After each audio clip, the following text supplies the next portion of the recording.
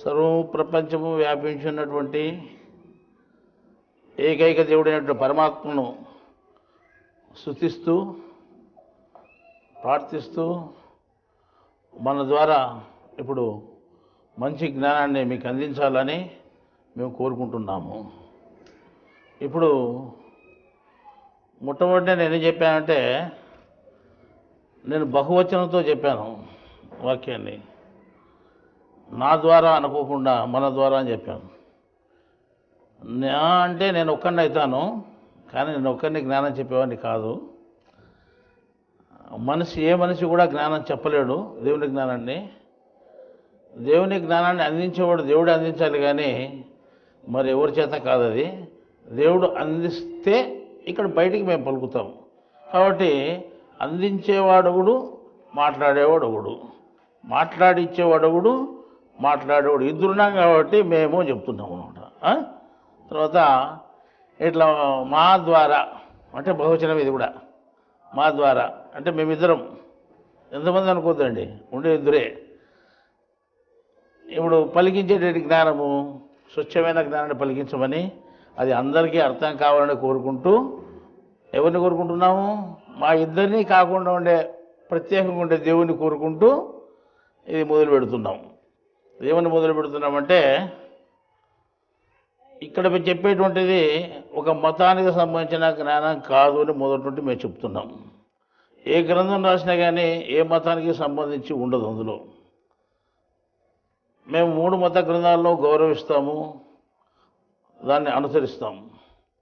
అక్కడ ఉండే వాక్యాలు తప్పనిసరిగా మేము అన్వయించుకొని నడుచుకుంటూ ఉంటాము. ఒకవేళ ఎవరైనా కానీ ఎక్కడైనా ఆ వాక్యాల్లో తప్పు భావాన్ని పొంది తప్పు నడక నడుస్తూ ఉంటే, అంటే తప్పు మార్గంలో పోతూ ఉంటే, ఇది మంచి పద్ధతి కాదు అని మేము హెచ్చరిక చేస్తూ తెలియజెప్తూ ఉంటాం. కానీ వినమని మేము చెప్పలేదు. మా మాట వినండి, తప్పనిసరిగా మేము చెప్పినట్టే నడుచుకోమని ఎవరికి మేము చెప్పలేదు.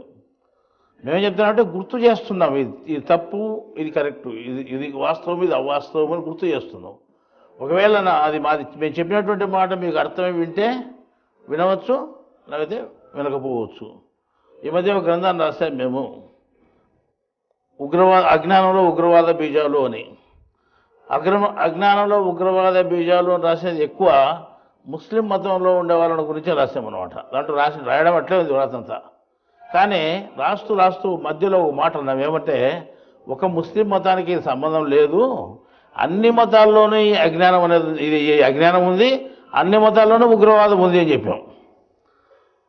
అన్ని మతాల్లోనూ ఉగ్రవాదం ఉందని ఒక మాట అంటే, కొంతమందికి ఏమైందంటే, మేము ఎక్కువ దాంట్లో టార్గెట్ చేసి చెప్పినది ఎవరిని? ముస్లింల గురించి ఉద్దేశించి చెప్పినది అనమాట. ఎక్కువ ముస్లింలే ఉగ్రవాదంగా మాడుతున్నారు, ఎక్కడ చూసినా వాళ్ళు కనిపిస్తున్నారు.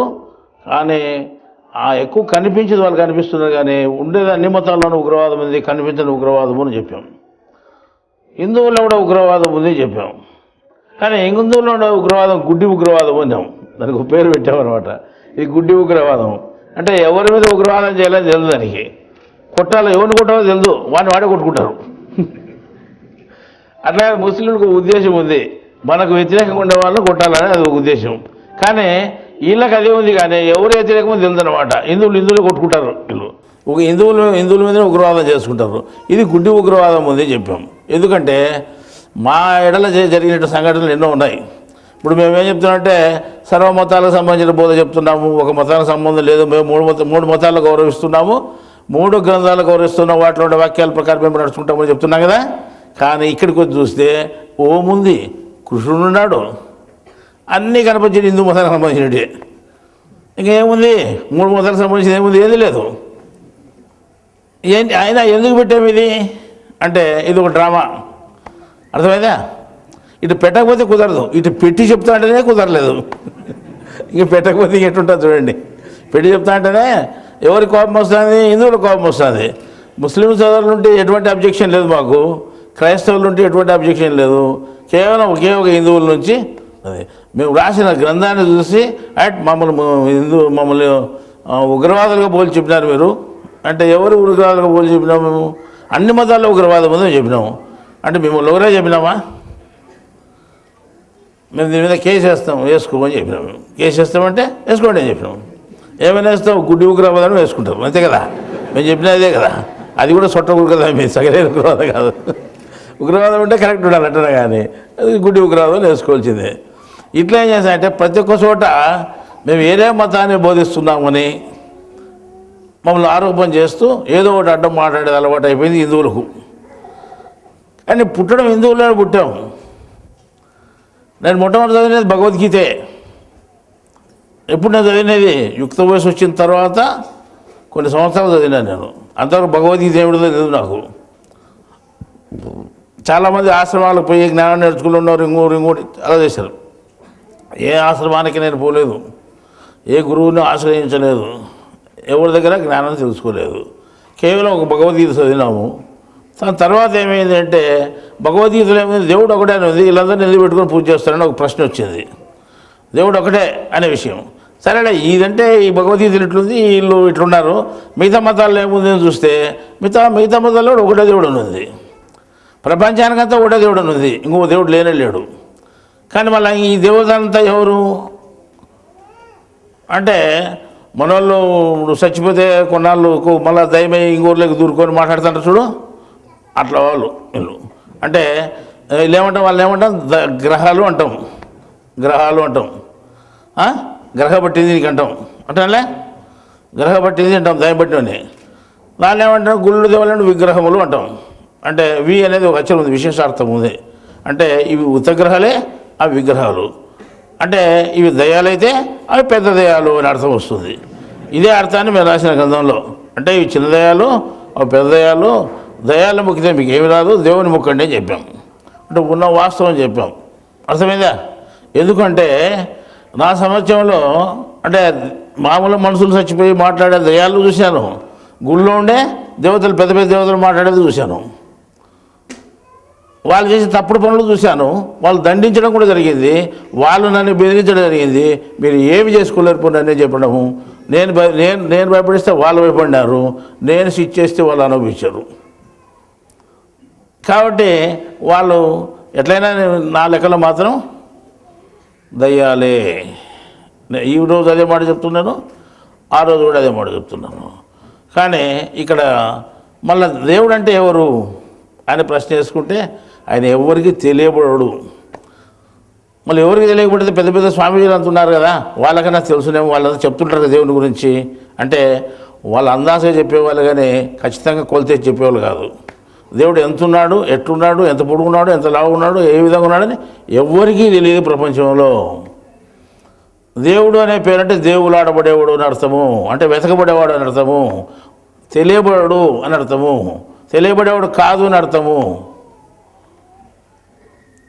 దేవుడు ఎప్పటికీ ఎవరికి తెలియబడడు.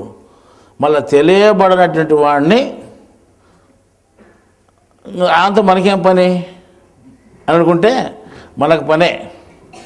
మనకేం పని అంటే మన కర్మలు పోగొట్టుకొని మన కష్టాలుంటే బయటపడి మన పాపాలుంటే బయటపడాలంటే ఆయనతో మనకు పనే.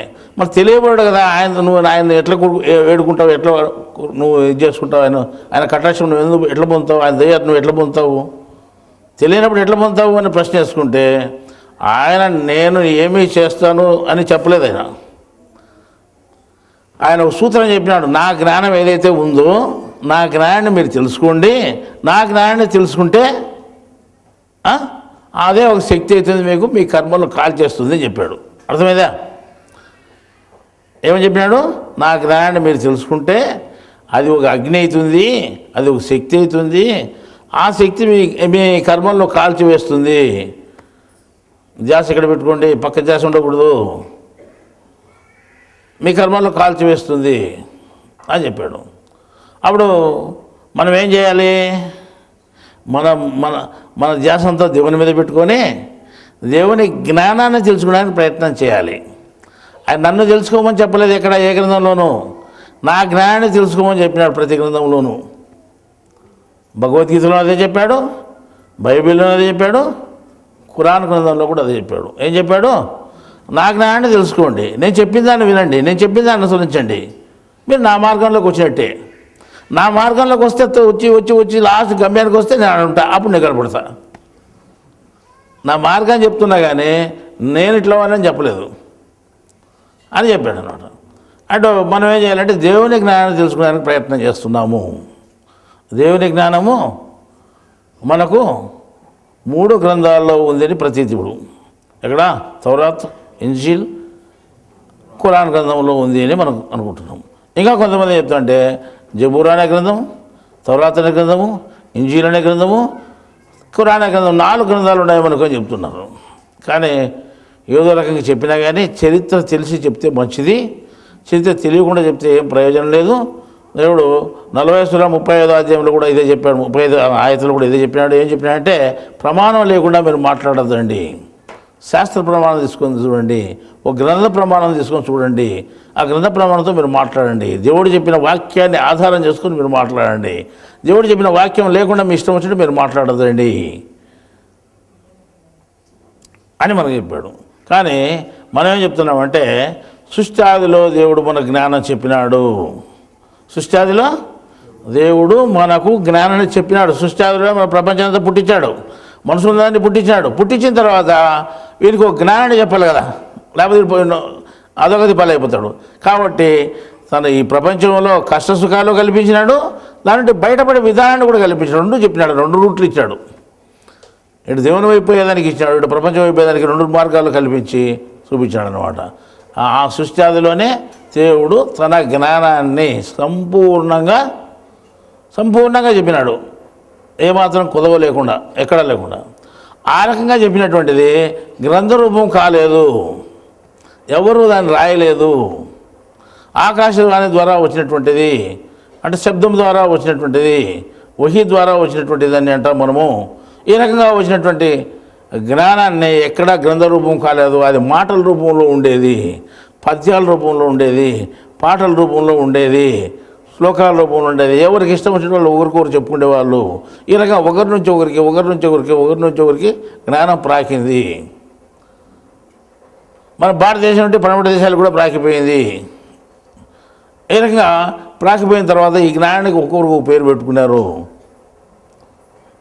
మనం ఏం పేరు పెట్టుకున్నాము అంటే అప్పుడు చెప్పినటువంటి జ్ఞానానికి ఒక పేరు ఉంది, ఆ పేరు ఎవరికి తెలియదు ఇంతవరకు. ఇవి మనకు చెప్పిన జ్ఞానం మర్చిపోయినాం, అది ఎక్కడ మర్చిపోతుంది మనకు. ఆ రకంగా అయిపోయింది.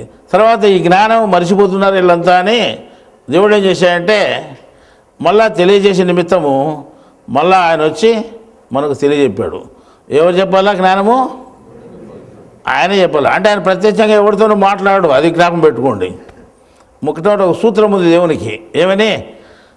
దానికి రూపము లేదు, పేరు అంతకు లేదు, క్రియారహితుడు, పని ఏమాత్రం చేయడు, ఏ పని చేసేవాడు కాదైనా. పని లేనివాడు, పేరు లేనివాడు, అసలు రూపము లేనివాడు, ఎట్లా పోల్చుకోవడానికి వీల్లేదు. ఎవడు ఇట్లా అని చెప్పడానికి అవకాశమే లేదు దేవుణ్ణి, ఎవరికి అంచనాకు దొరకడు, అటువంటి వాడు దేవుడు. తర్వాత ఆయన ఏం చెప్పాడంటే అంతిమ దైవ గ్రంథంలో అంటే మనకు 3 గ్రంథాలు ఉన్నాయి, 3 దైవ గ్రంథాలే. ఒకటి భగవద్గీత, రెండోది బైబిలు, మూడోది ఖురాన్ గ్రంథం. దాన్ని అంతిమ దైవ గ్రంథము అంటాం. దైవ గ్రంథం అది. ఆ దైవ గ్రంథంలో 42వ సూరాలో 51వ ఆయతలో ఏం చెప్పారంటే దేవుడు ప్రత్యక్షంగా ఎవరితోనూ మాట్లాడడు, దేవుడు ప్రత్యక్షంగా ఎవరితోనూ మాట్లాడడు, కానీ తన జ్ఞానాన్ని మనుషులకు తెలియజేస్తాడు. ఎట్లా తెలియజేస్తాడు అంటే 3 రకాలుగా తెలియజేస్తాడు అని చెప్పినాడు. ఒకటి వహీ ద్వారా, అంటే శబ్దం ద్వారా. సరే, ప్రపంచ సృష్టి ఆదిలోనే తెలియజేసాడు, అయిపోయింది అది మనకు. ఆ తెలియజేసినటువంటి జ్ఞానం మనకు మాటల రూపంలో ఉంది, పద్యాల రూపంలో ఉంది చెప్పుకున్నాం కదా మనం. అది కొన్ని సంవత్సరాలు గడిచిపోయి, కొన్ని యుగాలు గడిచిపోయిన తర్వాత లాస్ట్కి ఎవరికీ తెలియని పరిస్థితి ఏర్పడింది. జ్ఞానం అంతా మర్చిపోయినారు. దేవుడు చెప్పిన జ్ఞానం అంతా మర్చిపోయి, దేవుడు చెప్పిన దేవుని ధర్మాలన్నీ మర్చిపోయి, లాస్ట్కు దేవుడు అనేటువంటి వాడిని రకరకాలుగా ఊహించుకొని వీళ్ళు ఏం చేశారంటే దేవుని ఆరాధించే క్రమముని అనేక రకాలుగా మలుచుకున్నారన్నమాట. ఎట్లా చేసుకున్నారంటే ఒకటి యజ్ఞాలు చేయడం మొదలుపెట్టారు, 2 వేదాలు చదవడం మొదలుపెట్టారు. వేదాల వల్ల దేవుడు తెలుస్తాడు, దేవుడు అంటే దేవునికి ఇది ఉందని. తర్వాత దానాలు చేయడం మొదలుపెట్టారు, తపస్సులు చేసేందుకు మొదలుపెట్టారు కూర్చొని. ఇట్లా ఈ 4 రకాల పనులు చేశారనమాట. ఈ 4 రకాలు దేవునికి ఇష్టం లేకుండా పోయినాయి, ఇవి అధర్మాలు అని దేవుడు తెలియజేసిన. భగవద్గీత గ్రంథంలో మనకు విశ్వరూప సందర్శన యోగంలో 48 శ్లోకంలోనూ 53వ శ్లోకంలో చెప్పేంతవరకు మనకు ధర్మాలను తెలియవు. అంటే యజ్ఞాలు చేస్తే చాలా గొప్ప జ్ఞానం అనుకునేవాళ్ళం మనం వాళ్ళని చూసి. ఎక్కడన్నా చూడండి పెద్ద స్వామీజీలు అంటే వాడు యజ్ఞమే పెట్టింటాడు, ఇంకేం పెట్టాడు. గుంత తగ్గేది అంటే కట్టెలేసి కాల్చడమే మంత్రాలు చెప్పుకుంటూ. మళ్ళీ లేనిపోయిన ఖర్చులన్నీ చూపిస్తారంట. పట్టు చీరలు దాంట్లో వేస్తారు, బంగారు దాంట్లో వేస్తారు, ఇంకోటి వేస్తారు, నానా రకాలను వేస్తే వీళ్ళకి అన్ని తాటంతా ఉడిదీసి తంటకేస్తే అప్పుడు వీళ్ళకి యజ్ఞం అవుతుంది. అంతవరకు యజ్ఞం కాదనమాట. అంటే అప్పుడు ఖర్చు పెట్టిస్తే బాగా ఈ రకంగా చేయని మొదలుపెట్టినారు. అప్పుడు మేము చిన్నప్పుడు కూడా అవి చాలా గొప్ప పనులేమో, పెద్ద తెలిసిన వాళ్ళు చేసేవాళ్ళేమో, పెద్ద జ్ఞానం చేసేవాళ్ళేమో అనుకునేవాళ్ళం. తర్వాత భగవద్గీత తెలిసిన శుద్ధ పనికిమాల పనులని అర్థమైంది. అవి పూర్తి అధర్మాలని అర్థమైపోయింది అనమాట. అప్పుడు ధర్మాలు ఏంటివి అని మనకు అర్థం కాలేదు. అధర్మాలు ఇవి అని తెలిసిన తర్వాత దేవుని తెలుసుకుంటే ధర్మాలు ఏవి అది మనకు అర్థం కావాలి కదా. మన దేవుని తెలుసుకుంటే ధర్మాల గురించి మనం ఆలోచన చేస్తే 3 అని తెలిసినాయి మనకు. ఒకటి కర్మయోగము, ఇంకోటి బ్రహ్మయోగము, ఇంకోటి భక్తి యోగము. ఈ 3 యోగాలు ఉన్నాయి తెలిసింది అనమాట. యోగం అంటే కలియిక అని అర్థం. కలియిక అంటే ఏమని అర్థము? దేవునితో కలిసిపోవడము, దేవుని దగ్గర చేరుకోవడము. దానికి 3 పేర్లు పెట్టారన్నమాట. దానికి విధానం అంతా భగవద్గీతలో చెప్పారు. ఇది సరే. బ్రహ్మయోగం ఉంటుంది, కర్మయోగం ఉంటుంది, తర్వాత ఇది భక్తి యోగం ఉంటుంది. మళ్ళీ మనం ఈ యోగాలు ఆచరిస్తున్నామా లేకపోతే ఈ 4 పద్ధతులు ఏమైనా యోగాలకు సంబంధించినవి ఏవి? యజ్ఞాలు చేయడం కానీ, దానాలు చేయడం కానీ, వేదాధ్యయనం చేయడం కానీ, తర్వాత తపస్సులు చేయడం కానీ ఏమైనా ఈ ధర్మాలకి, దేవుని ధర్మాలకు సంబంధించినవి అంటే ఈ అధర్మాలని దేవుడే చెప్పేసినాడు. నన్ను తెలుసుకోవడానికి శక్యం కాదు అని చెప్పేసినాడు బాగా. మళ్ళీ ఆయన తెలుసుకోవడానికి శక్యం కానప్పుడు దాంతో మనకేం పని? వదిలేయాలి. వదిలేసామనుకోండి మనం ఏమిటి తెలుసుకోవాలా, ఎట్లా తెలుసుకోవాలా అంటే మన ప్రత్యేకంగా ఆయన చెప్పాడు. ఈ మార్గాలు అయితే మీకు సరిపోతాయి, లేకపోతే లేదు అని చెప్పాడు. సరే, ఆ మార్గాలే అనుసరించడానికి మనం మొదలు పెడుతున్నాం. ఆ మార్గాల్లో మన భగవద్గీతలో కొంత అర్థమైంది. సరే, భగవద్గీత ప్రకారం ఎవరైనా నడుచుకుంటున్నారా? భగవద్గీత శ్లోకాల ప్రకారం ఎవరైనా దాని జ్ఞానాన్ని అర్థం చేసుకున్నారా? పెద్ద పెద్ద స్వామీజీలకే అర్థం కాలే. చాతుర్ణం అంటే 4 కులాలని చెప్పారు. ఇంకోటంటే ఇంకోటని చెప్పినారు, ఇంకోటంటే ఇంకోటని చెప్పినారు. 3 పురుషులు అంటే 3 ఆత్మలు ఉన్నాయని, చరుడు, అక్షరుడు, పురుషోత్తముడు, 2 పురుషులు ఉన్నారు. తర్వాత 3వ పురుషుడు కూడా ఉన్నాడు. 2 నాశనమేవాడు, నాశనంగానుడు, వీడు ఉత్తముడు అని చెప్తే ప్రకృతి స్త్రీ సంబంధమైనటువంటి శరీరాన్ని తీసుకొచ్చి దాంట్లో కలిపేశారు. మొత్తం మన భారతదేశంలో రాసిన భగవద్గీతలు అన్నింటిలోనూ అది చుట్టపోయింది, వక్ర మార్గం పట్టిపోయింది. 3 పురుషులు ఎవరో ఎంతవరకు తెలియలేదు.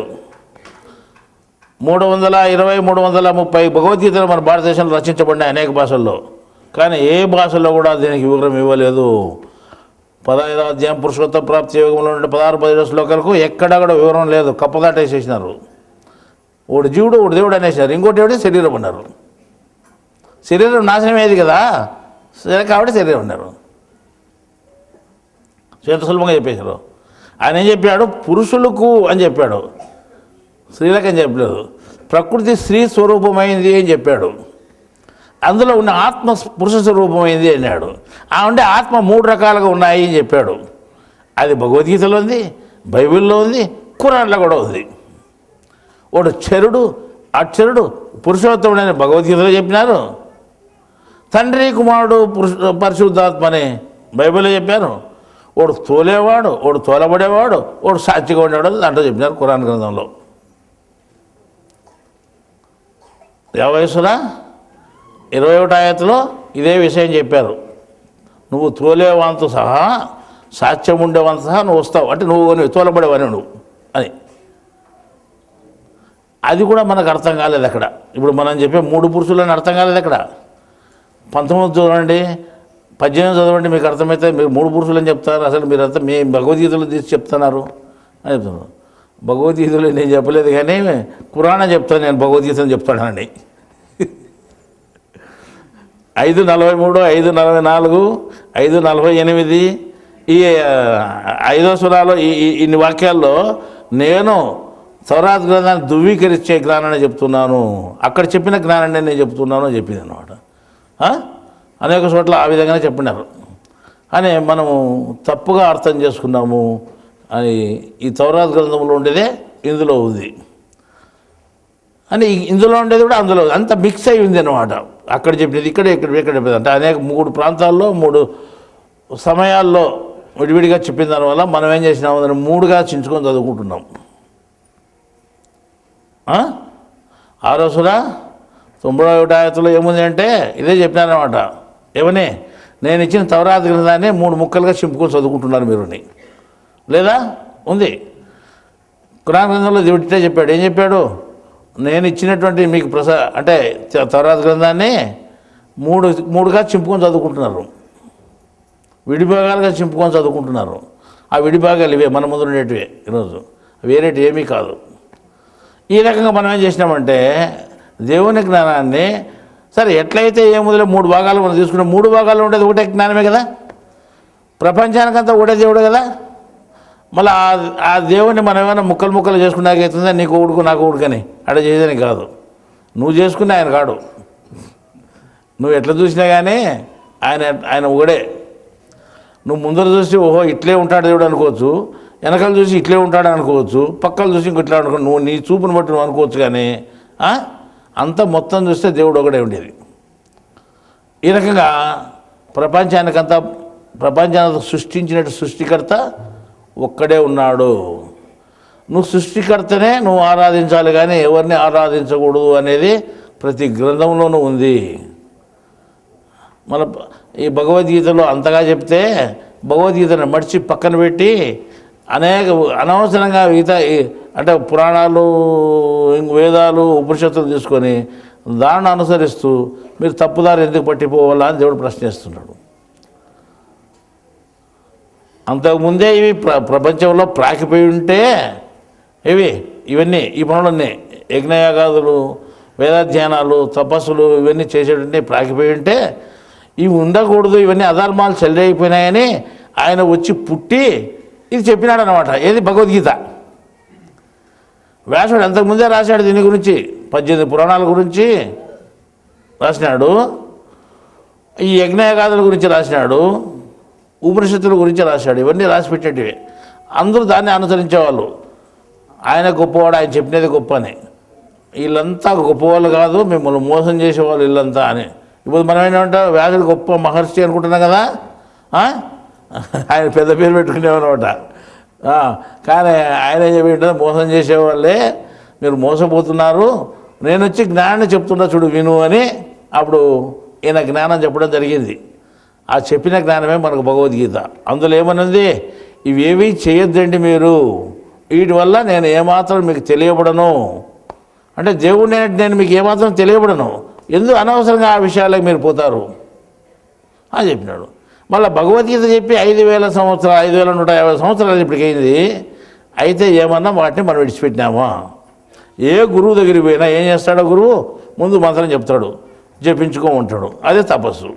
జపించి తప్పించడం అంతా ఒకటి. అది తప్పించి తపస్సు అయిపోతుంది. అది పనికిరాదు. ఎన్ని ఏళ్ళు సంపాదించిన కొనినా కానీ, నన్ను తప్పించినా కానీ దానివల్ల దేవుడు తెలియబడు, వృథా ప్రయాస. ఈ రకంగా మనకు భగవద్గీతలో తెలియబడింది. అది తెలిసినా కానీ మనం ఎందుకు అట్లా పోతున్నాము అంటే మనకు తెలియదు. అంటే భగవద్గీతలో పెద్ద రహస్యం చెప్పేవాళ్ళు లేరు. ఎవరైనా చెప్పాలంటే స్వామీజీలు, గురువులు చెప్పాలి. వాళ్ళు ఏం చెప్తారు? ఇవే చెప్తారు. పోతానే ఉపదేశం కల్పించుకుంటారు. మనం పోతాం పెళ్లి చేసుకుంటే ఇంకా ఆమె ఎక్కడ పోతుంది, మెళ్ళ తాలిపట్టి కడితే అంటే ఉపదేశం ఒకటి ఇచ్చినవాడు నా శిష్యుడు అయిపోతాడు. ఇంకా అయిపోయా వాడు ఇంకా ఈ పనులను నా గురువు అని చెప్పుకుంటా అంటాడు. వాడు ఎక్కడ పోయినా ఈయనకి గురువే, వాడు శిష్యుడే. ఇంకోసారి పోకుండా ఉండాలంటే ఏం చేయాలా? వానికి ఉపదేశం ఇవ్వాలా. ఉపదేశం ఇచ్చే ఇంకా వాడు అటాచ్ అయిపోతాడు. వాడు రైలు బోగీలు కనిపించుకున్నట్టే. అంటే ఎంతమంది శిష్యులు అంటే 2,000 మంది ఉంటారు శిష్యులు, పెద్ద గురువు అనుకుంటారు. ఇట్లా కనిపించుకొని వేల సంఖ్యను శిష్యులు చేసుకున్నారు వీళ్ళు. కానీ జ్ఞానం మాత్రం, అసలైన జ్ఞానం వీళ్ళకు తెలియదు, వాళ్ళకు తెలియదు. వీళ్ళకి తెలిస్తేనే వాళ్ళకి చెప్పేది. భగవద్గీతలో చెప్పిన విషయమే అర్థం కాకుండా పోయింది. మళ్ళీ భగవద్గీతలో ఇంత పెద్ద స్వామీజీలకు ఈరోజు అర్థం కాలేదే మనం నిలదీసి అడుగుతున్నాము చెప్పుకుంటా అంటే వాళ్ళకి ఇప్పుడు జవాబు చెప్పలేని పరిస్థితి ఏర్పడింది. అటువంటి పరిస్థితి ఉంటే దాన్ని నేర్చుకున్నారు కొంతమంది. కొంతమంది వేరే మతస్థులు నేర్చుకొని దాన్ని చదివి చెప్పి ఈ భగవద్గీత ఎట్లుంది చూడండి అని వీళ్ళు మళ్ళీ దాన్ని సాక్ష్యంగా తీసుకుంటున్నారు. ఏది తప్పు భావాలు ఉండే భగవద్గీత తీసుకొని వీళ్ళు చెప్తున్నారు. చాలామంది ముస్లింలు నేను చూశాను భగవద్గీతను కంఠపాఠం చేసుకున్నారు. ఆ కంఠపాఠం చేసుకున్న శ్లోకం చెప్పి ఆ దాంట్లో ఉండేటువంటి వివరం చెప్తున్నారు. చెప్పి ఇది దీనికి సరిపోతా ఉంది, ఖురాన్ గ్రంథంలోకి సరిపోతా ఉంది. ఖురాన్ గ్రంథం మీకు అర్థమైందా? అర్థం కాలేదు. మళ్ళా దాన్ని దీనికి ఎట్ట పోలి చేసుకుంటున్నారు. మేము చెప్పేదే కరెక్ట్ అంటున్నారు. అదే ఇప్పుడు ప్రతి చోట మేము చెప్తూ ఉంటే అర్థం కాని పరిస్థితుల్లో మరి అజ్ఞానాన్ని బోధిస్తున్నారు మాకు అని చెప్తున్నారు. నేను జ్ఞానాన్ని బోధిస్తూ ఉంటే తెలియక అజ్ఞానాన్ని బోధిస్తున్నాను మమ్మల్ని ఆరోపణ చేస్తున్నారు అన్నమాట. ఇంకా చూసి చూసి మేమేం చెప్తాను, నేను అజ్ఞానమే బోధిస్తున్నాను కానీ నేను మిమ్మల్ని వినమని నేను చెప్పలేదు కదా. నేను చెప్పేది మీకు నచ్చితే తల్లికి చేర్చుకోండి, నచ్చకపోతే పక్కన పారెక్కండి. ప్రవక్త కూడా అట్లా చెప్పినాడు. నేను హెచ్చరించిన దానికి మాత్రమే నీకు వచ్చాను, నువ్వు ఇట్లే నడుచుకోండి నేను చెప్పలేదు. నువ్వు మంచి మార్గంలో పోతావు చెడ్డ మార్గంలో పోతావు అది అల్లా ఇష్టం. అల్లాని ఎట్ట కావాల్సి అంటే పంపిస్తాడు. అది అల్లా ఇష్టం మీద ఆధారపడి ఉంది. నేను చెప్తే రాదు నీకు అది. ఇప్పుడు నేను అదే చెప్తున్నాను. ఈరోజు నేను జ్ఞానం చెప్తున్నాను మీకు, మిమ్మల్ని హెచ్చరిక చేసేదానికి జ్ఞాపకం చేసేదానికి.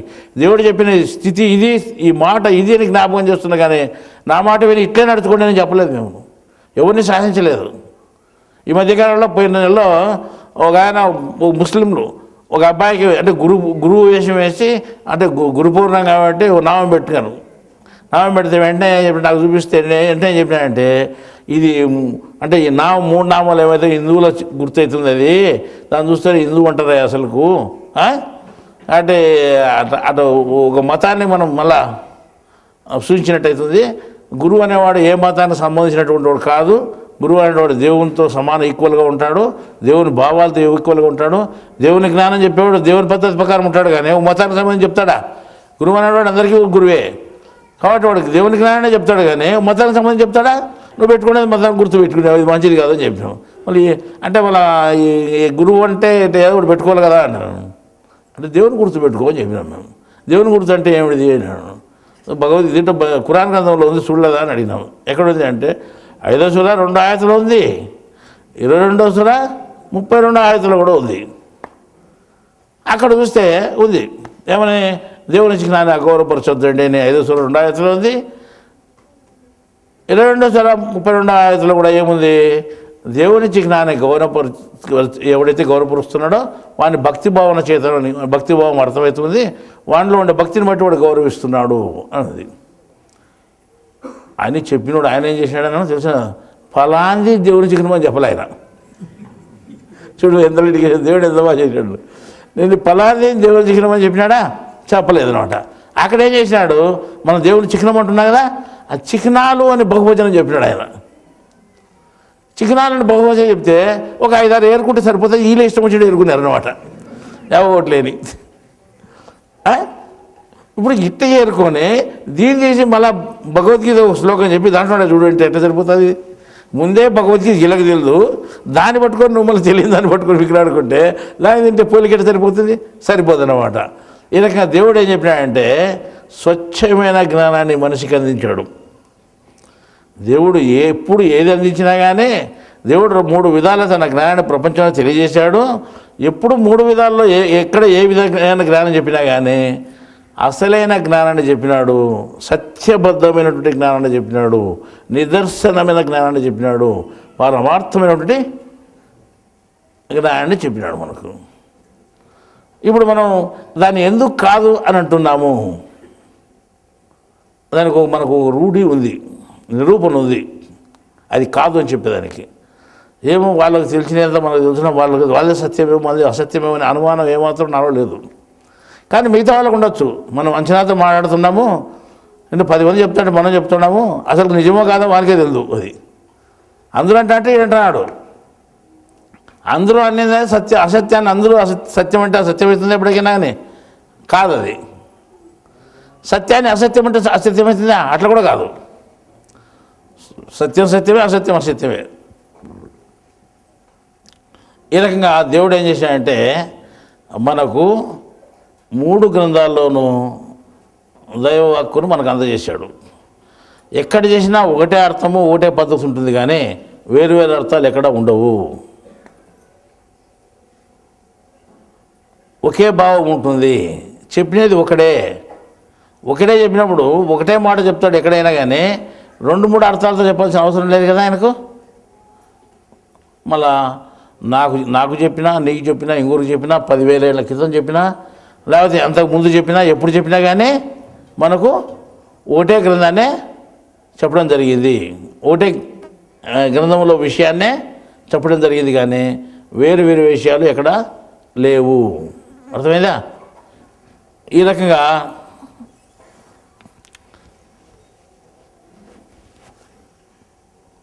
మనం చూసుకుంటే ఈరోజు దేవుని చిహ్నము అనే గ్రంథం మీకు వచ్చింది. ఆ దేవుని చిహ్నం అనే గ్రంథంలో మేము కొన్ని కొత్త విషయాలు మీకు అందించడం జరిగింది. దాంట్లో దేవుడు ఎక్కడా చెప్పని చిహ్నాన్ని మీరు ఎలా చూపించగలగాలని మీరు ప్రశ్న వేయచ్చు. ఆ ప్రశ్నకి జవాబు సంపూర్ణంగా ఇవ్వబడింది. అంటే మరి ఏం చెప్పినాడు అంటే దేవుడు మనకు ఆయన ఖురాన్ గ్రంథంలోనే ఏ గ్రంథ ప్రమాణం లేకుండా ఎవడు ఏమీ చెప్పకూడదు అనేది. అంటే మేము చెప్పేంత గ్రంథ ప్రమాణంతోనే చెప్తున్నాము. ఏ గ్రంథ ప్రమాణంతో చెప్తున్నాము మనము? ఏ గ్రంథాన్ని సాక్ష్యంగా తీసుకొని చెప్తున్నాము? 3 గ్రంథాలను కూడా సాక్ష్యంగా తీసుకొని చెప్తున్నాము. సరే, ఇప్పుడు 3 గ్రంథాల్లో సాక్ష్యంగా చెప్తే భగవద్గీతలో సాక్ష్యంగా తీసుకొని చెప్పవచ్చు, బైబిల్ను సాక్ష్యంగా తీసుకొని చెప్పవచ్చు, ఖురాన్ గ్రంథాన్ని కూడా సాక్ష్యంగా తీసుకొని చెప్పవచ్చు. ఖురాన్ గ్రంథంలో ఏ వాక్యం ఉంది అని అడిగితే ఇంతకుముందు చెప్పాము 2 వాక్యాలు, దైవ చిహ్నాలు అని. మన దైవ చిహ్నాలు అనే పేరుంది, కానీ ఫలానివని దేవుడు సూచించినాడా? సూచించలేదు. మరి అటప్పుడు మనం ఎట్లా నిర్ణయం చేసుకోగలిగినాము అంటే అది ఒక ప్రశ్నే మనకు. అది ప్రశ్నే కదా. ఇప్పుడు మనం దాన్ని విడదీసి చూసుకుంటే, ఇప్పుడు భక్తి అనేది ఒకటి ఉంది మనకు. అంటే భక్తి అంటే విశ్వాసము అంటాం మనం. దేవుని ఎడల విశ్వాసము, దేవుని మీద భక్తి. భక్తి చాలా మందికి ఉంది. అయితే కొంతమందిలో కొంత ఉంది, కొంతమందిలో ఇంకా కొంత ఉంది, కొంతమందిలో ఇంకా ఎక్కువ ఉంది, కొంతమందిలో పూర్తిగా ఉంది. ఇప్పుడు ఈ ప్రపంచంలో ఉండే సమాజాల్లో మనుషుల్లో ఎవరిలో ఎక్కువ ఉంది మనం సమాజపరంగా మనం గుర్తించి చెప్తే, ఈ విశ్వాసం అనేది ఎవరిలో ఎక్కువ ఉందంటే నంబర్ 1 ముస్లిముల్లో ఉంది అని చెప్పవచ్చు అనమాట. అందరికీ తెలిసిన సత్యమే, మాకు కూడా తెలిసిన సత్యమే. ముస్లిముల్లో దేవుని మీద విశ్వాసం ఉంది. మిగతా వాళ్ళు లేదంటే మిగతాలో కూడా ఉంది, కానీ అంతటి విశ్వాసం ఉండాలని మనం చెప్పలేము. ఇంకొక మీద చెప్తే ఎట్లయినా తక్కువ ఉంటుంది, కొద్దిగానే తక్కువ ఉంటుంది. సరే, పూర్తి తక్కువ ఉన్నారు, కొద్ది తక్కువ ఉన్నారు, వాళ్ళతో సమానం అంటే సమాన విశ్వాసం కూడా ఉండొచ్చు. అంటే అంత విశ్వాసం ఉన్న వాళ్ళు కూడా ఉండొచ్చు. ఒకవేళ లెక్కలు మనం పర్సెంటేజ్లో చెప్తే ఎక్కువ విశ్వాసం ఉండేది ముస్లింలకనే చెప్పచ్చు. అంటే ముఖస్థుతి కోసం చెప్పేది కాదు, ఇది వాస్తవం. సరే, నీకు డబ్బు ఉంది మనకు, అంటే నేను చిన్న ఉదాహరణ చెప్తాను. డబ్బుకి ఇంత విలువ అని తెలుసు మీకు. ఆ డబ్బు బజారు తీసుకుపోతే మనకు పని జరుగుతుంది అని తెలుసు. అంటే డబ్బుకుండే మహత్యం చాలా గొప్పదని తెలుసు. డబ్బు తెలుసు, డబ్బుకుండే మహత్యం ఇట్లా అని తెలుసు. నీ దగ్గర డబ్బు లేదనుకో, లేకుండా తెలుసు నీకు డబ్బుకుండే మహత్యం ఏమైనా జరుగుతుంది. డబ్బు ఉంటే ఏమైనా జరుగుతుంది. డబ్బుకున్న విలువ ఏదానికి లేదు. డబ్బు ప్రపంచంలో గొప్పది, దానికి అందరూ లొంగిపోతారు, దానికి అందరూ దాసోహం అంటారు డబ్బుకు. సరే, ఇప్పుడు మనకు తెలుసు డబ్బు ఇంత గొప్పది అని అది దాని విశ్వాసం అంటాం. అంటే ఇంత గొప్పది అని నువ్వు తెలుసుకోవడము విశ్వాసం. నీ గొప్పది నమ్మకం ఉంది కదా, ఆ నమ్మకమే విశ్వాసం. అర్థమైందా? అది గొప్పది అని తెలుసు, అది విశ్వాసం. కానీ సంపాదించేది తెలుసు, విశ్వాసం పనికిరాదు నీకు. ఇక్కడ చూడండి, చిన్న ఎడ్యుకేషన్. విశ్వాసం ఉంది, అది గొప్పది అని తెలుసు.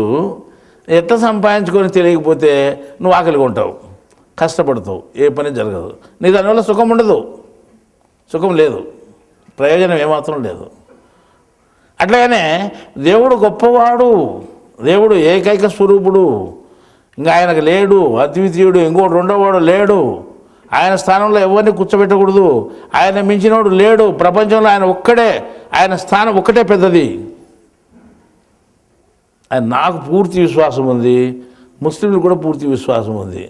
ఉంటే ఏం చేయాలి మనప్పుడు? దేవుడు విశ్వాసం మనకుంది, దేవుడు గొప్పవాడని తెలుసు, కానీ దేవుని శక్తి మనకేమైనా ఉపయోగపడుతుందా? డబ్బు గొప్పదని తెలుసు, నువ్వు సంపాదించుకుంటే ఉపయోగపడుతుంది. నువ్వు సంపాదించుకోగలిగితే అది నీకు ఉపయోగపడుతుంది, నీ కష్టాలు పోతాయి, సుఖాలు వస్తాయి, అన్నీ వస్తాయి, నువ్వు ఏమైనా చేసుకోవచ్చు దాంతో. ఆ శక్తి నీకు ఏదో ఉపయోగపడుతుంది, డబ్బు శక్తి, డబ్బు విలువ నీకు ఉపయోగపడుతుంది. దాన్ని తీసుకొని ప్రపంచాన్ని ఏమైనా చేయొచ్చు, ఎంత గొప్పనైనా కావచ్చు. కానీ డబ్బు లేకపోతే ఏం చేస్తావు? ఇప్పుడు తెలుసు, నీకు తెలుసు, నాకు ఏమని డబ్బు గొప్పదని తెలుసు, తెలిసిన మాత్రమే ఆ డబ్బు వస్తుందా? రాదు. డబ్బు కంటే మించినది లేదు, నాకు తెలుసు, పూర్తి నమ్మకం ఉంది, నాకు విశ్వాసం ఉంది అంటావు. అయినా ఏం ప్రయోజనము? డబ్బు మాత్రం పైసా రాదు నీకు, తెలిసేంతవరకే, కానీ పైసా రాదు.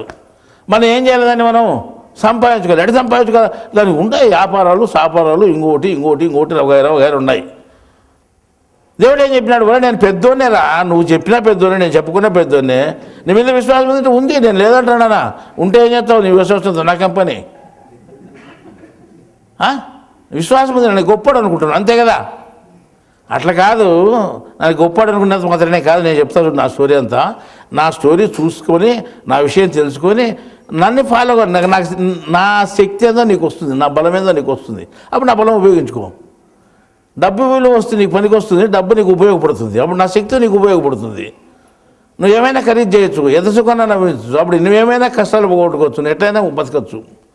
దేవుని శక్తిని నువ్వు సంపాదించుకో, నా శక్తిని నువ్వు సంపాదించుకో. నన్ను గొప్పడైన పొగిడినంత మాత్రం నీకేం రాదు.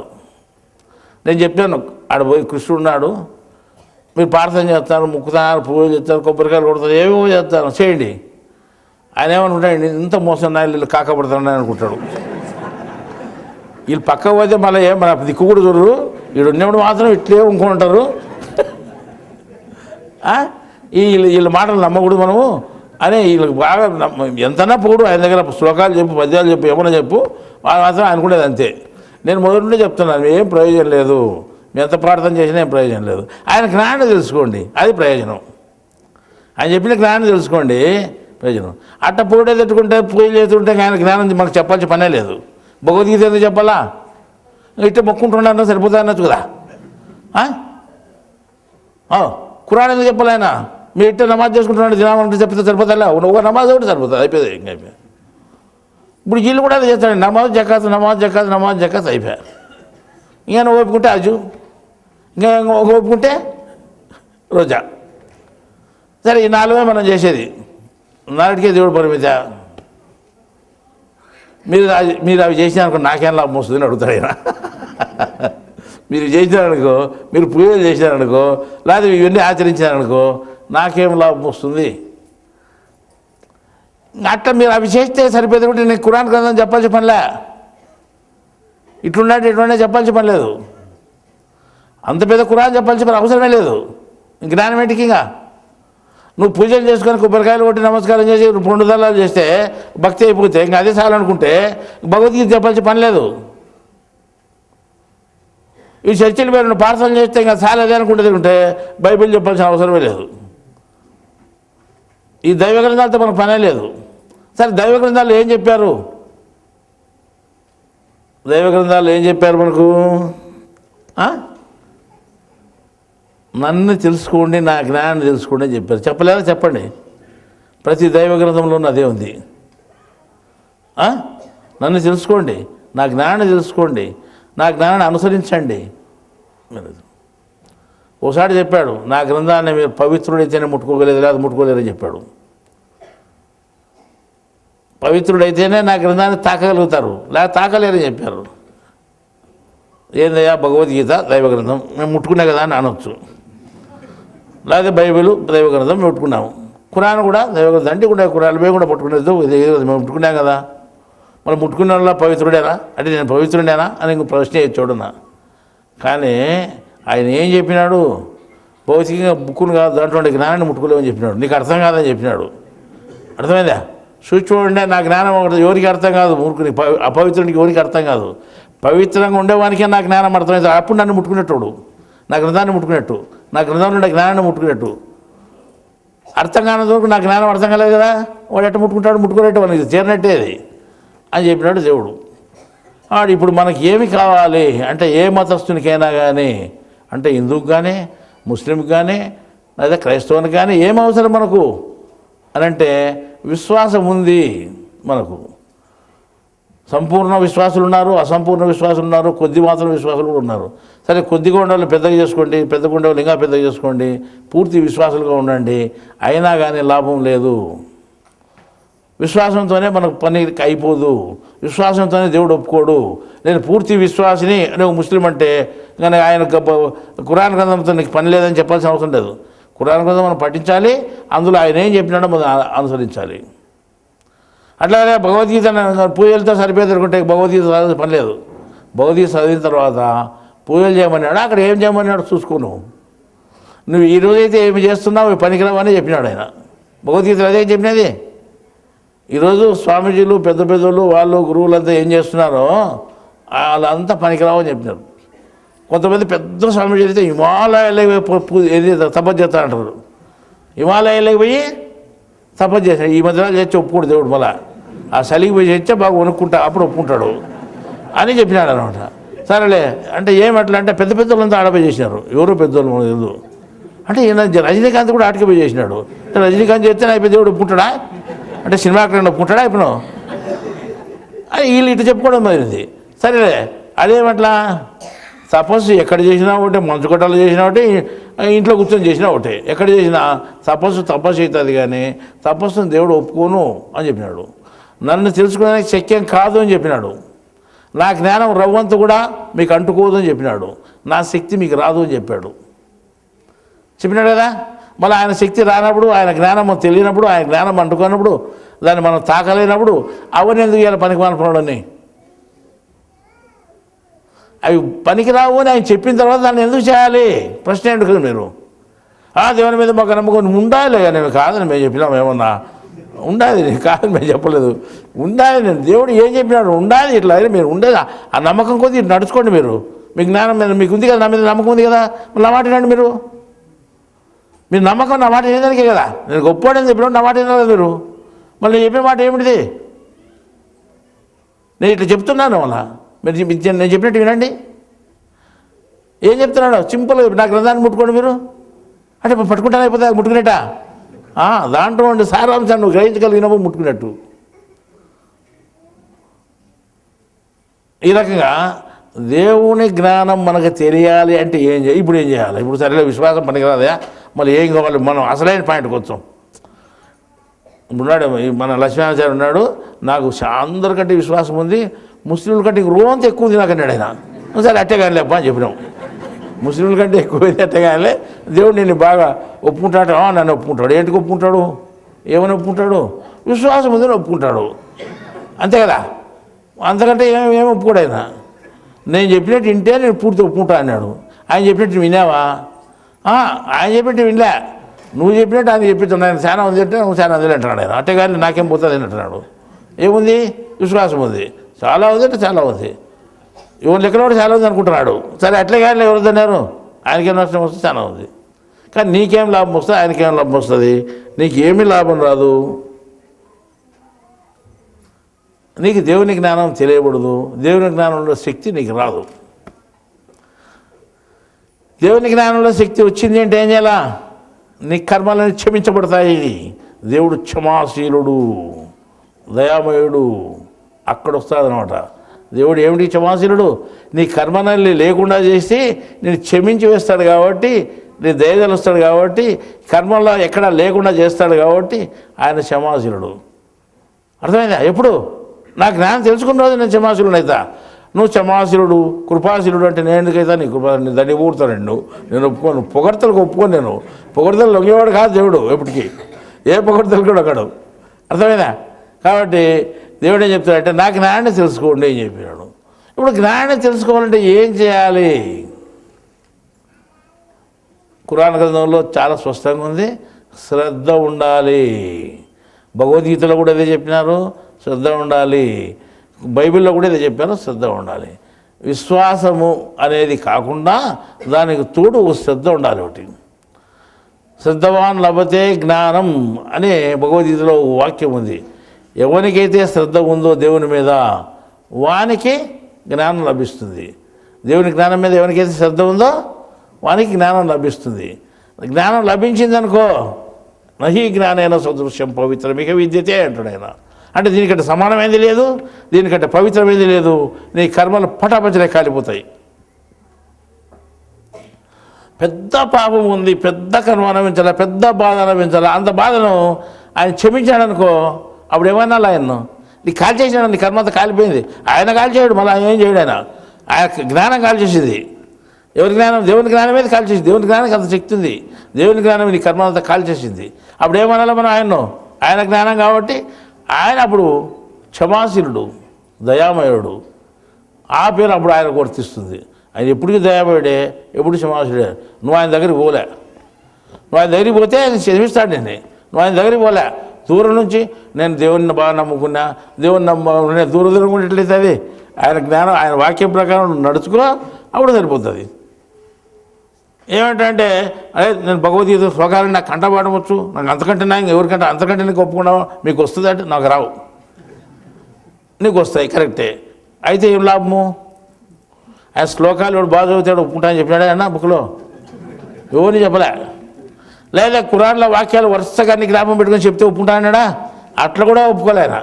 ఆయతులు సురాలు అన్నీ వరుసగా చెప్పినావు అనుకో, అట్టుకుంటాడు ఒప్పుకుంటాడు, ఒప్పుకోడు. నేను చెప్పిన దాన్ని నువ్వు జ్ఞాపకం పెట్టుకొని నడుచుకో, దాని ప్రకారం అప్పుడు ఒప్పుకుంటాను నేను. అది నిజమైన జ్ఞానం, అది నిజమైన భక్తి, అది నిజమైన విశ్వాసం. విశ్వాసం ఉన్నంత మాత్రమే ఏం ప్రయోజనం లేదు. విశ్వాసంతో పాటు మనకి ఏముండాలి? దేవుని మీద శ్రద్ధ ఉండాలా. శ్రద్ధ ఉన్నప్పుడే నీకు ఏం లభిస్తుంది? జ్ఞానం లభిస్తుంది. జ్ఞానం లభించినప్పుడు ఏమవుతుంది? ఓ దేవుడు ఎట్లవాడు అని ఆయన వివరం తెలుస్తుంది. డబ్బు విలువ ఎంత అని అప్పుడు తెలుస్తుంది. డబ్బు మన దగ్గర ఉండదనుకో, నువ్వు ఆడ పోయి భయాల పరగతో ఏం పని చేసుకోవచ్చు. నువ్వు డబ్బు లేదనుకో, డబ్బు పెద్దదే అంటాడు. పెద్దదే కాదని వాడు చెప్తారు, దానికి గొప్ప విలువ ఉంది. అది ఉంటేగా నీకు పనికి వచ్చేది, అనేక లేదు. నాకు అది గొప్పదని తెలుసు ఏం ప్రయోజనం చెప్పు? అందరికీ తెలుసు గొప్పదని. దేవుడు గొప్పవాడని అందరికీ తెలుసు. నువ్వు గట్టిగా అనొచ్చు, ఇంకోటి సన్నగా అనొచ్చు, ఎట్లయినా గొప్పవాడు దేవుడు. నువ్వు అన్నీ గొప్పవాడే అనుకునే గొప్పవాడే. డబ్బు తెలిసినా గొప్పదే, తెలియకునే గొప్పదే. అన్ని పనులు జరుగుతాయి అనుకున్నా ప్రపంచంలో. కానీ అది నీ దగ్గర ఉండాలి కదా. ఉన్నప్పుడే కదా పని జరిగేది, లేనప్పుడు పని జరుగుతుందా? జరగదు. ఆ రకంగానే ఖురాన్లో ఉండే వాక్యాన్ని కానీ, భగవద్గీతలో ఉండే వాక్యాన్ని కానీ, ఏ గ్రంథంలో ఉండే వాక్యాన్ని కానీ నువ్వు తీసుకొని చదువుకొని దాని ప్రకారం నువ్వు నడుచుకోగలిగితే, ఇప్పుడు చిన్న అంటే ఎక్కడెక్కడ తప్పులు చేస్తున్నారు భగవద్గీత తీసుకుందాం. భగవద్గీత తీసుకొని చాతుర్వర్ణం మయా సృష్టంగను కర్మ విభాగాశః అని ఒక శ్లోకం చెప్తానే తప్పు భావంలోకి వెళ్ళిపోతాడు మనిషి. అక్కడ చెప్పినది ఒకటి, వీడికి అర్థం చేసుకునేది ఒకటి. 4 కులాలు అని చెప్తాడు. బ్రాహ్మణులు, వైశ్యులు, శూద్రుడు, క్షత్రియులు అని చెప్పేస్తాడు అనమాట. అక్కడ ఏమన్నా పేరు పెట్టి చెప్పినాడు? అవి నీ ఇష్టం వచ్చినట్టు అనుకుంటున్నావు. కులాల గురించి దేవుడు చెప్పినాడు అనుకుంటున్నావు. కులాలు మతాల గురించి చెప్పుకుంటూ వస్తాడు దేవుడు. అన్నిటికీ అతీతుడు ఆయన, అన్నిటికీ అతీతుడు ఆయన. ఏం చెప్పడు, నువ్వు తప్పు భావనకు పడిపోయినావు. అట్లాగనే ఒక ఖురాన్లో అంటే భగవద్గీతలో మొత్తం చాలా శ్లోకాలు ఉన్నాయని తప్పు భావనలో పడిపోయి ఉన్నాయి. ఒకటి తీసి మనం రాసుకుంటూ వచ్చాము. వాటి విషయం మీకు తెలుసు కొంత, ఎక్కడ తప్పు భావనలో పడినాము అని. ఇప్పుడు మనం బైబిల్లోకి పోయి చూసినట్లే ఉంది, ఖురాన్ గ్రంథంలోకి చూసినా ఉంటుంది. ఎక్కడైనా మనిషి దేవుని జ్ఞానాన్ని అర్థం చేసుకునే దానికోసమే ఇప్పుడు మనం అంటే మనం మా ఆకాంక్ష అంతా తెలుసుకోవాలనే దాని ప్రకారం నడుచుకోవాలని మేము చెప్తున్నాం. కానీ ఫలాని గ్రంథాన్నే ఫాలో అవ్వమని చెప్పలేదు. నువ్వు ముస్లింవా, ఖురాన్ తప్పనిసరిగా అనుసరించు. నీకు దేవుడు గ్రంథాన్ని ఇచ్చినాడు, దాన్ని తప్పనిసరిగా అనుసరించు. ఇంకో గ్రంథంతో పని లేదు, దాంట్లో ఉంది సత్యం అంతా. తెలుసుకో, నువ్వు ఎంత కావాల్సి వస్తుంది నీకు. సరే నువ్వు హిందువా, సరే నీకు భగవద్గీత చదువుకో. నువ్వు ముస్లిమా, క్రైస్తవునివా, దాంట్లో కూడా తెలుసుకో. నువ్వు ఈ మతంలో ఉంటే ఆ మతం లేవు, ఆ మతంలో ఉంటే ఈ మతం లాగా అని చెప్పలేదు. దాంట్లో గొప్పది ఉంది, దీంట్లో గొప్పది లేదని చెప్పలేదు. అంత సమానమే. దేవుడు అందరికీ ఒకటే. దేవుని జ్ఞానం అంతటా ఉంది, తెలుసుకో. ఒక వాక్యంలో దేవుడు ఒక విషయం చెప్తాడు. చెప్తూ చెప్తూ చెప్తూ చెప్తూ లాస్ట్కి వచ్చిన తర్వాత కూడా అదే చెప్తాడు. ఇక్కడ నుండి ఇక్కడ వరకు వచ్చి చెప్తాడు. మొదలుపెట్టినది అదే, అంత్యం చేసినది అదే. ఒకే విషయాన్ని చెప్పినాడు. కానీ దాన్ని అర్థం చేసుకునేసరికి ఇంకో విషయంలోకి పోయినాం మనం. దేవుడు ఒకే విషయాన్ని చెప్తే దాన్ని అర్థం చేసుకోవడంలో ఇంకో విషయాన్ని లేకపోతున్నాం. కానీ మొదటి అర్థం అదే అవుతుంది, రెండో అర్థం అదే అవుతుంది, చివరిలో అర్థం అదే అవుతుంది, మూట ప్రారంభం చేసినప్పుడు కూడా అర్థం అదే అవుతుంది. కానీ మధ్యలోకి వచ్చేకి మారిపోతాం.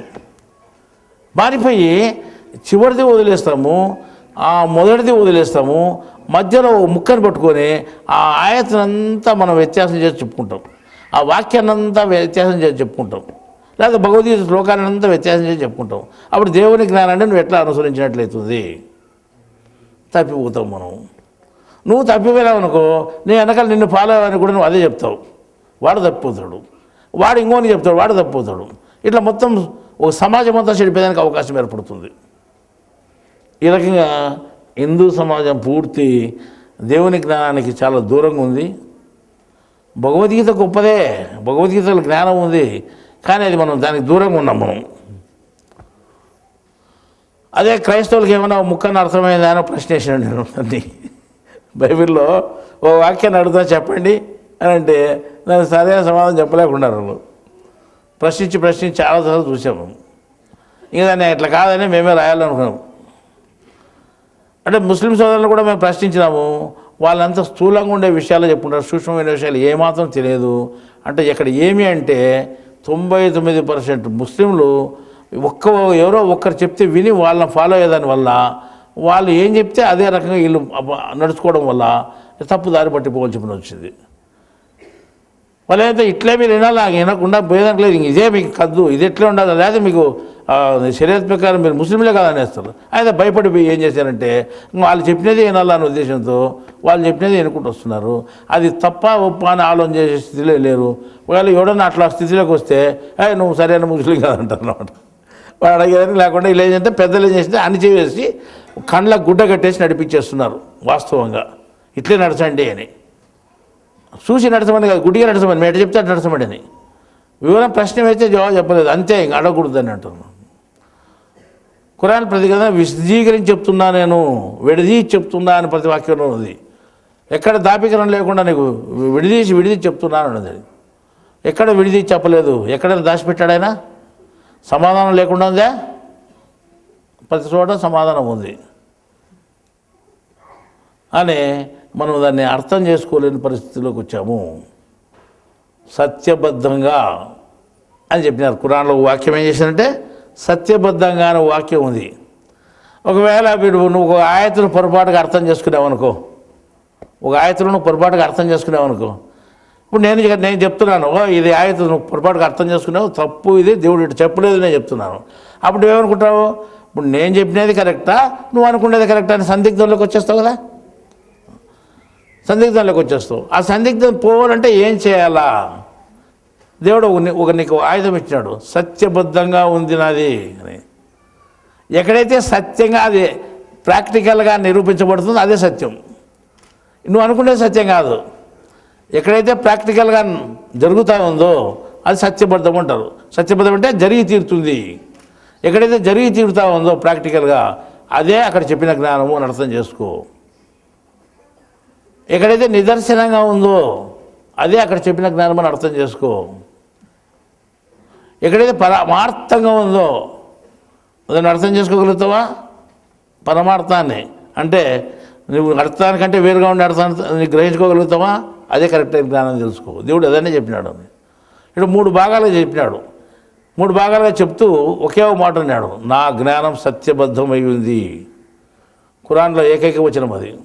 ఖురాన్లో ఉండే ఏకైక వచనము నా జ్ఞానము సత్యబద్ధమై ఉంది అంటే సత్యంతో నిరూపించబడతా ఉంది,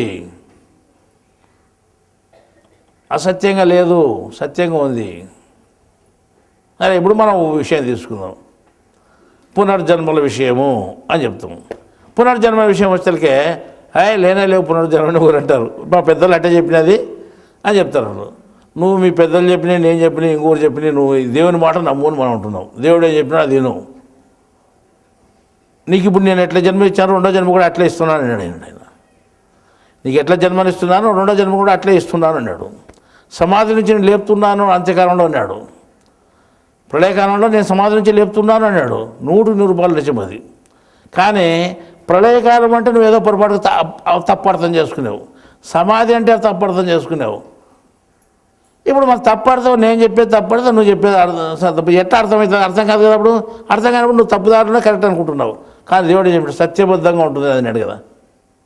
సత్యబద్ధంగా అంటే ఎట్లా ఆడది అని అంటే ఒక ముస్లిం చనిపోయి ఇంకో చోట పుట్టి వాడు ముస్లిం ఇంట్లోనే పుట్టి వాడు జ్ఞాపకం వచ్చి నేను పలానప్పుడు ఇటు చచ్చిపోయింటి, పలానా యాక్సిడెంట్లో చచ్చిపోయింటి, పలానా దీని మీద చచ్చిపోయింటి, ఈ రకంగా చచ్చిపోయింటి అని వాడు దీన్ని విడిది చెప్పి ముస్లింగానే పుట్టినాడు నిరూపణకు వచ్చినప్పుడు వాళ్ళ ఇంట్లో వాళ్ళంతా కనుక్కునేప్పుడు వీడు గుర్తించగలిగినప్పుడు పాత ఇంట్లో వాళ్ళందరినీ ముందు ఇంట్లో వాళ్ళని కొద్దిగా ఆడు సత్యబద్ధమా కాదా, సత్యమా కాదా అది.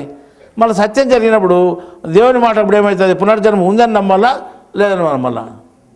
ఉందని నమ్మాల్సింది. సత్యబద్ధం అది సత్యబద్ధం. అప్పుడు నువ్వు చెప్పినది ఇతరులు చెప్పినది నమ్ముతావా, ప్రాక్టికల్గా సత్యంగా ఉండేది నమ్ముతావా అంటే దేవుడు ఏం చెప్పినట్టు సత్యబద్ధమైన దాన్ని నమ్మును. ఇట్లా మీరు అంటే మేము చెప్పినది కరెక్టా అంటే మేము వినేది కరెక్టా కాదా అది ఏది కరెక్ట్ అని తెలుసుకోవాలంటే దేవుడు ఒక ఆయుధం ఇచ్చినాడు. ఏదైతే సత్యబద్ధమో అదే నువ్వు దాన్ని అది సత్యబద్ధం తెలుసుకో. అదే నా మాట, తిరుగులేని మాట అది. అదే నిజమైన వాక్యం, అదే నిజమైనటువంటి భావం, నిజమైన జ్ఞానం. ఇప్పుడు మనం ఆ సత్యబద్ధత తీసుకుంటే జరిగిన ప్రాక్టికల్ విషయాన్ని తీసుకుంటే అక్కడ చెప్పినది కరెక్టే అవుతుంది. ప్రళయకాలము అనేది కరెక్టే, సమాధి ఉంటే లేపేది కరెక్టే. ఇది ఎట్లయితే రెండు సమర్థించబడి అంటే మీరు చెప్పినదేమో సత్యబద్ధం జరిగింది వాస్తవం అంటే. ప్రళయకాలం అంటే ఎట్లా అనేది? ప్రళయం అంటే అంతా పోవాలి కదా, అంతా పోతే నువ్వు వచ్చేది లేదు, నువ్వు చచ్చిపోతావు. పక్కన వాళ్ళతో నీకేం పనాయా? అందరూ పోతాయని చెప్పినాడు, నువ్వు పోతాయని చెప్పినాడా? నీకు శరీరం ప్రళయం వస్తా నువ్వు పోతావు, అది ప్రళయం. నీ వరకు ప్రళయమే, నీ వరకు ప్రళయం ఏంది, నువ్వు తప్పనిసరిగా నువ్వు పోతావు. సమాధి స్థితి నుండి లేస్తావు. సమాధి స్థితి నుండి ఏమీ తెలియని స్థితి నుండి లేస్తావు. నువ్వు ఏ జ్ఞాపకం లేని స్థితి నుండి లేస్తావు. అంటే కోమాలో ఉన్నట్టు లేస్తావు, అట్లా లేస్తావు. నువ్వు అట్లాగే లేచేస్తే పుట్టేది పుట్టినవాడు వాడు బే అని అడుగుతాడు, ఏంది అర్థం కాలే నాకని, అంతే కదా. నీకు అర్థమవుతాలు ఉండాలని పడబెడతామని మళ్ళా నీళ్ళు చల్లి ఉండాలంటే నీకు అర్థమవుతాను నీళ్ళు చల్లి పడబెడతాం. అంటే దాని ఉద్యోగ ప్రవక్త కూడా అదే చెప్పినారు. ప్రవక్త గారు కూడా అంటే ఇట్లా ఏమాత్రం ధ్యాస లేనటువంటి విధానంలో పుడతాడు మనిషి అని. అంటే ఏ గుణాలు ఉండవు అప్పుడు అని, మనకి ఏ ధ్యాసలు ఉండవు అని చెప్పినాడు అనమాట. ఏ ధ్యాసలు లేనప్పుడు ఇట్లా పుడతాడు అంటే అట్లా లేపబడతాడు అంటే అప్పుడు ఏ ధ్యాసలు లేకుండా లేపబడేది ఎప్పుడు? తల్లి గర్భం నుండి పుట్టినప్పుడే కదా. నీకు తొలి జన్మ ఎలా కలిగించానో రెండవ జన్మ కూడా వీరే బిందువుతోనే కలిగించాను అని చెప్పినాడు 53వ సూర 46వ ఆయతులో. చెప్పలేదా? మొదటి జన్మ ఎట్లా కలిగిందో రెండో జన్మకు నీకు అట్లే ఇస్తున్నాను, వీరే బిందువుతోనే నీకు జన్మ కలుగుతుందని చెప్పినాడు. అప్పుడేమీ తల్లి గర్భం నుంచి నువ్వు పుట్టాల్సిందని చెప్పినారు కదా. మళ్ళీ ఇప్పుడు వాడు చనిపోయి ఇంకోసారి పుట్టి వాడిని మళ్ళీ జ్ఞాపకం వచ్చి నేను పుట్టినాను అని మళ్ళీ చెప్పి మళ్ళీ అన్ని నిరూపణకు వచ్చినప్పుడు దాన్ని ఏమనాలి? దేవుడే వాడిని జ్ఞాపకం తెప్పించినట్లేదు, నువ్వు నమ్మవు. దేవుడే వాడికి జ్ఞాపకం తెప్పించి వాడు చూపించి వాడు ఇంతకుముందు తల్లిదండ్రులను చూపించి, ఇంతకుముందు అక్కగారి చెల్లెలను చూపించి, ఇంతకుముందు యాక్సిడెంట్ చూపించి, ఇట్లే చచ్చిపోయాడని చూపించి అన్నీ కరెక్ట్ ఏదైనా నిరూపణకు వచ్చేసినాడు, చూపించినాడు. ఆ దేవుడు చేసినాడు. ఎందుకు చేసినాడు? ఇది సత్యమని మీరు నమ్మాలంటే అది ఆధారం కావాలి మీకు. అట్లాంటివి ఇప్పుడు మనకు ఎన్నో నిరూపణలోకి వచ్చాయి కాబట్టి తప్పనిసరిగా మనము దాన్ని సత్యబద్ధంగా తీసుకోవాలి. సత్యబద్ధంగా తీసుకునేప్పుడు మనం జ్ఞానం అర్థమవుతుంది. అంటే ప్రతిదాన్ని సత్యబద్ధంగా నిరూపణగా ఏదైతే ఉందో దాన్ని తీసుకుంటే అంటే ఏ గ్రంథంలోనైనా అంతే, ఏ గ్రంథంలోనైనా ఏ మతంలోనైనా ఏ గ్రంథంలోనైనా సత్యంగా ఉండే విషయాన్ని తీసుకోగలిగితే అప్పుడు నువ్వేమవుతావంటే అక్కడ ఉండే గ్రంథంలో ఉండే సారాంశం ఏదో ఖచ్చితంగా తెలుస్తుంది. లేకపోతే నువ్వు అశాస్త్రీయత అయిపోతుంది, శాస్త్రబద్ధం కాదు అది. అందుకే ఏ శాస్త్ర ప్రమాణము లేకుండా ఎవరు మాట్లాడకూడదు అని ఖురాన్లో 40 సూర 35లో చెప్పబడింది అన్నమాట. ఈ రకంగా మనం శాస్త్ర ప్రమాణంతో చెప్పాలి, అంటే గ్రంథ ఆధారంతో చెప్పాలి. గ్రంథ ఆధారం లేకుండా ఎవరు మాట్లాడకూడదు, అంటే దేవుని మాటను అతిక్రమించినట్లయితుంది. అంటే మనం ఇప్పుడు ఉంటే ఏం నేర్చుకుంటాము అంటే, ఏ మతంలో ఉండేవాళ్ళు ఆ మత గ్రంథాన్ని తీసుకొని, ముస్లింలు ఖురాన్ తీసుకోండి, క్రైస్తవులు బైబిల్ తీసుకోండి, హిందువులు భగవద్గీత తీసుకోండి. దాంట్లో చెప్పిన వాక్యం ప్రకారం మీరు చూసుకోండి, దాంట్లో సత్యం ఏదో చూసుకోండి. ఎక్కడైతే అది ప్రాక్టికల్గా జరుగుతుందో దాని మీకు నిజమైన జ్ఞానము అని తెలుసుకోండి. భగవద్గీతలో కూడా అదే చెప్పాడు, నాది నిరూపణ జ్ఞానము అని చెప్పినాడు. అంటే నిరూపణకి ఎక్కడైతే వస్తుందో, ఎక్కడైతే నిరూపించబడుతుందో అదే నేను చెప్పిన జ్ఞానము అన్నాడు. కాబట్టి భగవద్గీతలో నిరూపించబడినటువంటి జ్ఞానము, బయట ప్రాక్టికల్గా జరిగేదే జ్ఞానము. అందువల్ల నువ్వు అపోహలకు పోవద్దు, ఎవరో కల్పించి చెప్పినది వినొద్దు, నువ్వు సొంతంగా ప్రాక్టికల్గా నువ్వు అనుభవించి తెలుసుకో అని చెప్పినాడు. ఇప్పుడు మనం ఏం తెలుసుకుందాము, ప్రతి వాక్యాన్ని, అంటే ఏ గ్రంథంలో అయినా ప్రతి వాక్యాన్ని సత్యాన్ని గ్రహించగలుగుదామని ఈరోజు మనం ఒక రూఢికి వచ్చేస్తాము. దాని ప్రకారం తెలుసుకోవడానికి ప్రయత్నం చేస్తామని మనం దృఢంగా నిశ్చయం చేసుకొని ఈ జ్ఞానాన్ని ఇంతటితో ముగిస్తున్నాము.